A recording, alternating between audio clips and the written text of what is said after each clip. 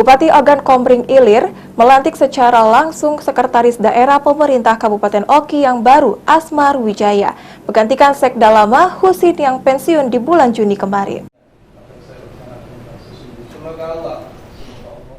Pelantikan ini dilakukan langsung Bupati Kabupaten Oki Iskandar di ruang rapat BND Sekuguk kantor pemerintah Kabupaten Oki pada Senin 3 Juli pukul 11 waktu Indonesia Barat.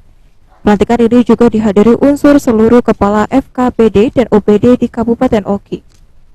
Dalam sambutannya, Bupati Iskandar mengucapkan terima kasih kepada Sekda lama Husin atas dedikasinya dalam memimpin ASN di lingkungan Pemkab Oki untuk membangun Kabupaten Oki.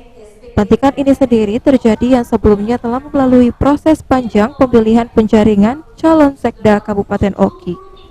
Sedangkan kepada Sekda yang baru dilantik, Insinyur Asmar Wijaya ini sebelumnya menjabat sebagai Kepala Dinas Perumahan Rakyat dan Kawasan Permukiman PRKP Kabupaten Oki. Sekda baru diharapkan dapat segera melaksanakan tugasnya, melanjutkan program-program yang telah dilakukan oleh Sekda yang lama, dan segera bersinergi dengan Kepala OPD di lingkungan Pemkab Oki guna mewujudkan visi misi guna menciptakan masyarakat Kabupaten Oki yang maju, mandiri, dan sejahtera berdasarkan iman dan takwa.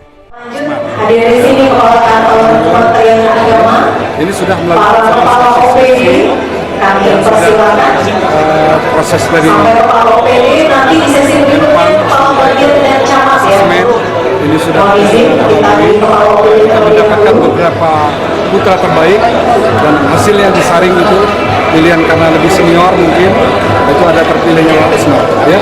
Sebagai sekretaris ini tidak sama dengan sebagai kepala OPD ya, karena cakupannya lebih luas, jadi memang harus lebih bekerja keras gitu ya untuk mengintegrasikan daripada seluruh OPD ini tentang program-program yang akan dijalani ke depan.